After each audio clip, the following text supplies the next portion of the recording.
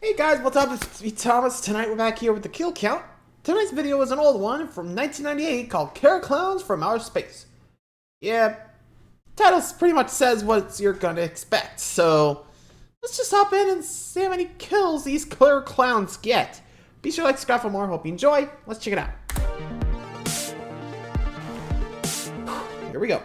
Welcome to the Kill Count, where we tally up the victims James. in all our favorite horror movies. Yeah, old days. What are you gonna do? And today we're looking at Killer Klowns from Outer Space, the cult classic from 1988 that was the only movie ever written and directed by the Kyoto brothers, who, if you didn't know, are three special effects brothers who have done a lot of iconic stuff throughout the years.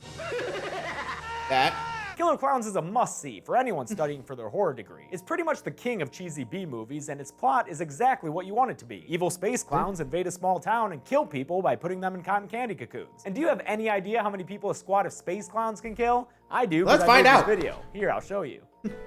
Yeah, again, remember, old days, he's pretty much speed running through the films. Not sure I'll be doing more of these, but I'll pull them out when I feel interested in them. Right? Anyway, so let's see how many people get, well, cotton candy to death with Killer Klowns from Outer Space. Shall we begin? Probably won't be able to pause much. The movie begins with the most bitchin' song ever recorded, the title song by the Dickies.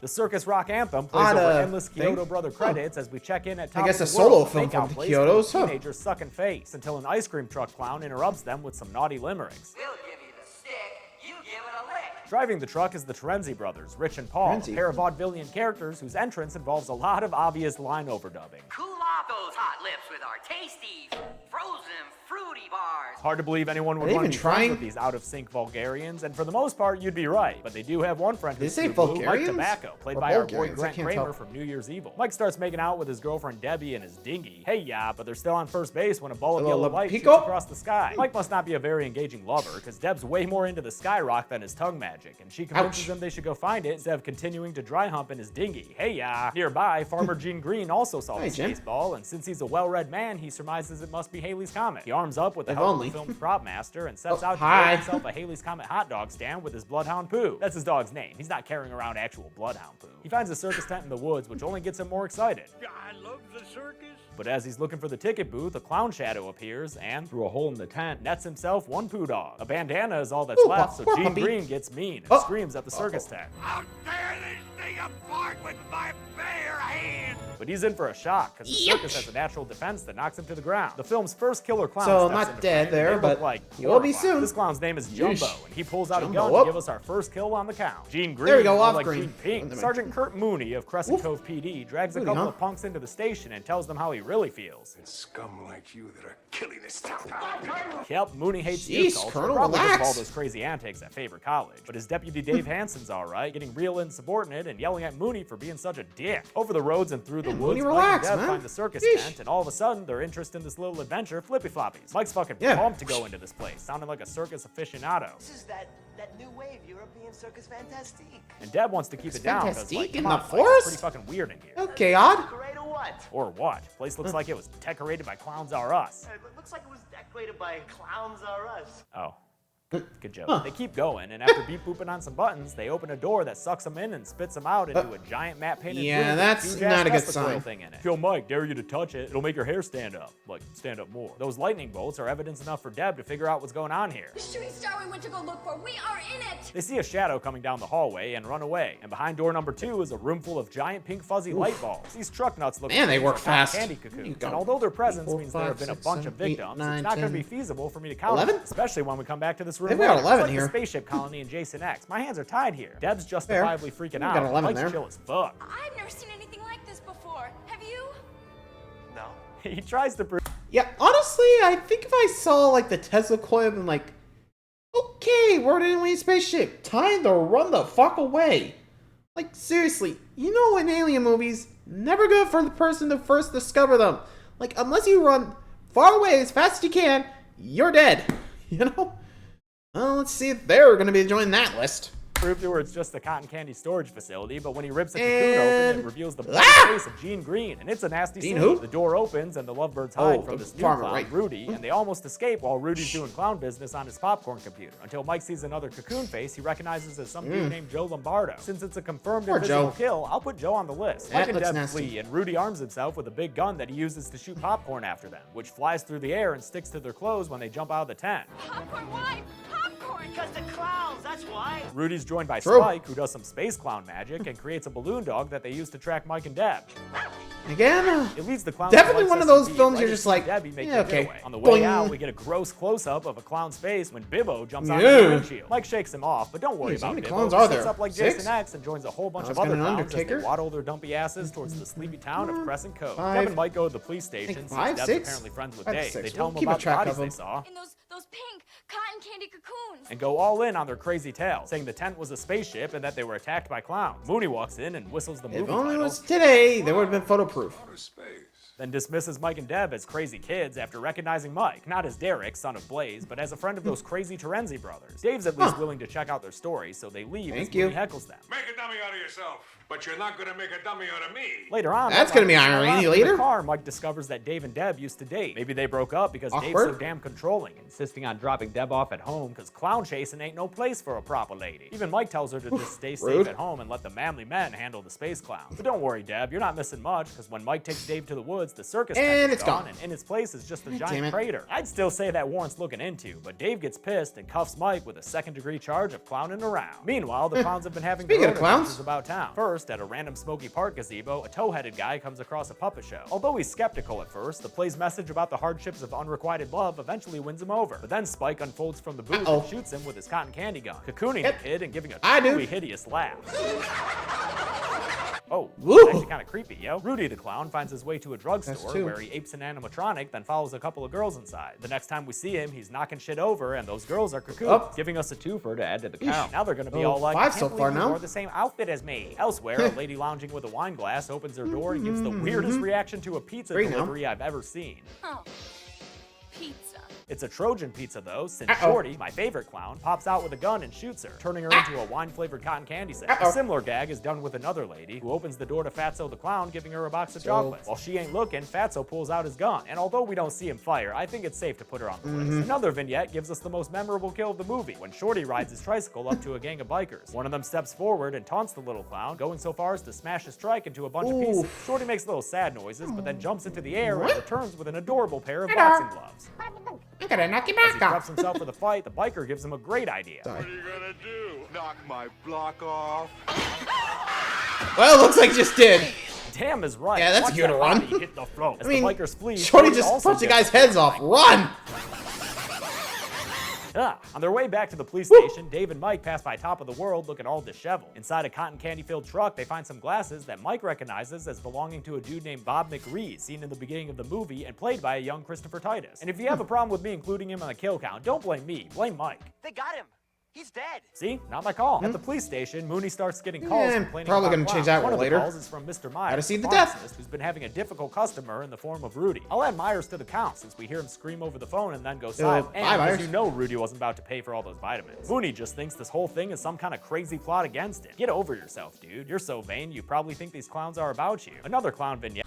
Yeah, I mean, probably is. I mean, come on. You know a sheriff like that is always thinking, small town, they're not too good for me. I'm not going to listen to any of them.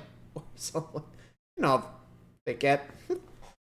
Well, yep, the clowns have really upped the kill count. I think we're up to 9 now, but I think we're about to get some high numbers soon. Yeah, it shows a dude speeding down the road when a tall-ass clown named Slim pulls up next to him. But it looks like he's riding nothing at all. Slim starts ramming his invisible vehicle into the dude's car, then Slim slams him right off the road, sending his car crashing. Oh god, bye, Joe! Slim watches as the car burns and punctuates the kill with one more creepy clown laugh.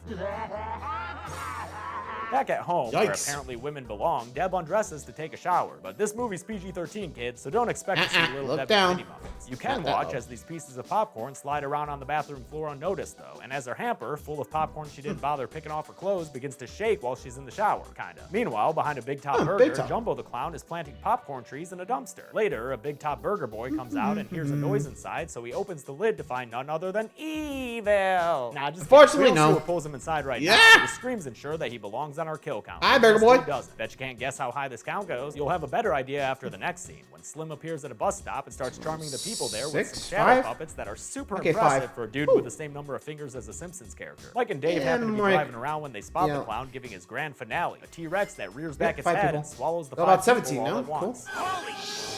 Holy shit is right, Mike, because now we're at 17 kills, even though people who can't do math will leave comments saying it should be 18. Dave radios into Mooney to tell him clowns are real, but Mooney is still ego-tripping and tells Dave off. Fuck you!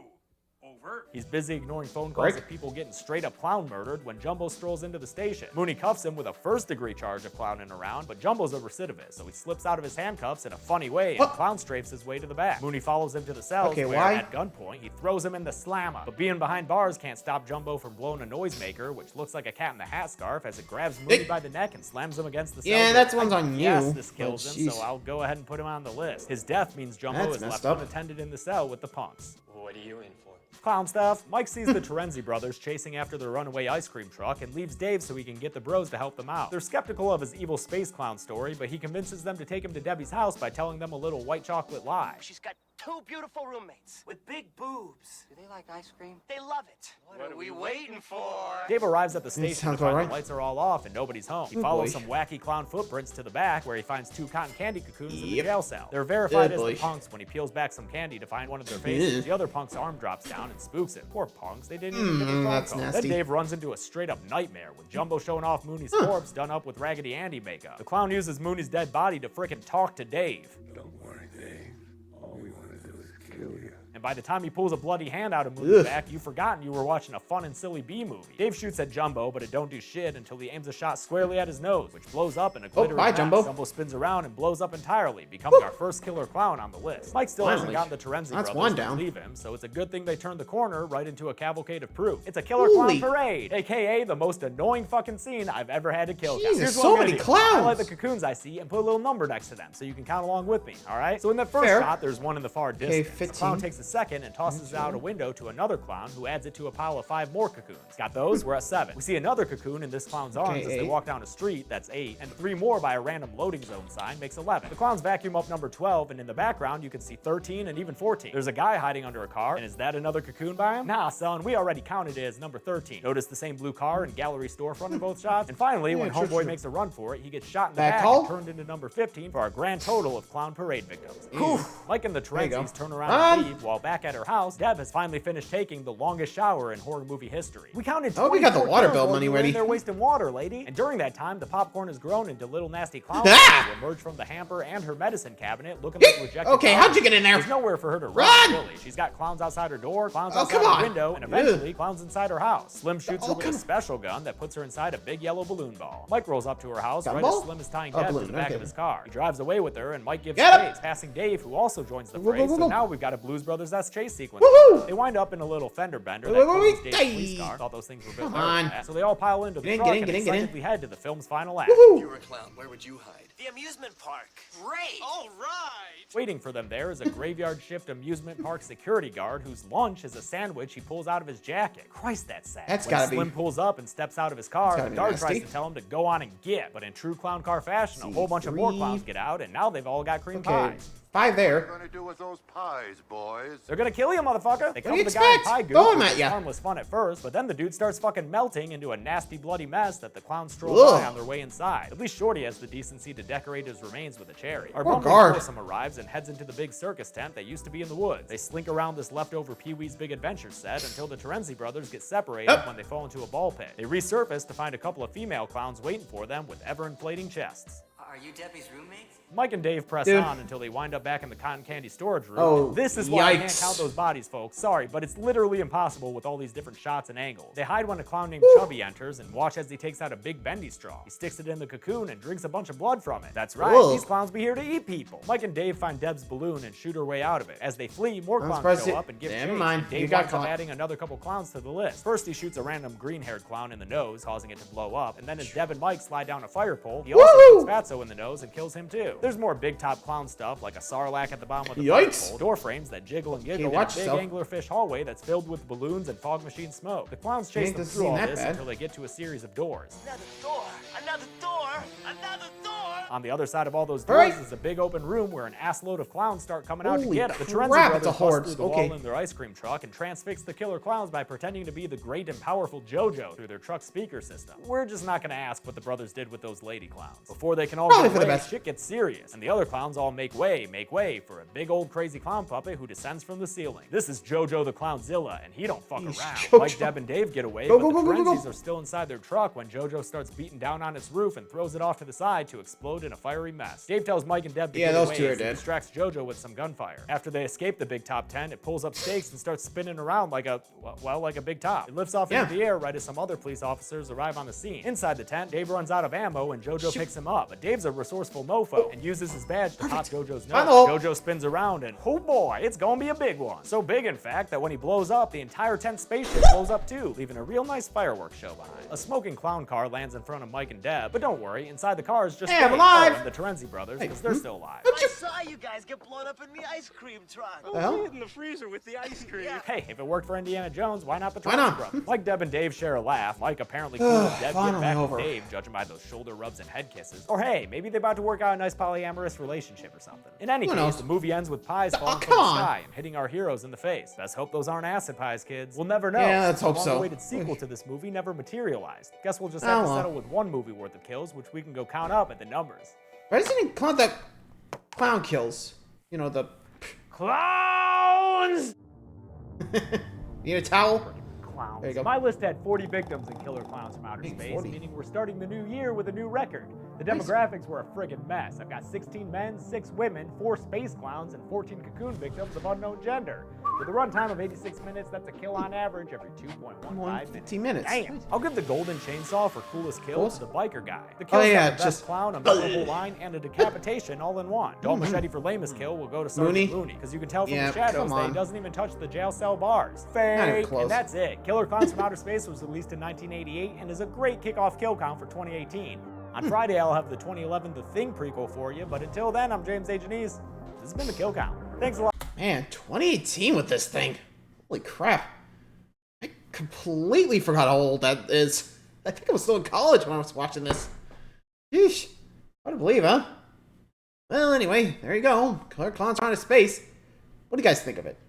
Honestly, really weird, but it emphasizes the B movie, especially with the weird Killer Clown from Outer Space motif. Why not? Anyway, let me know what you guys think. Until next time, Mike Scott for more. See ya!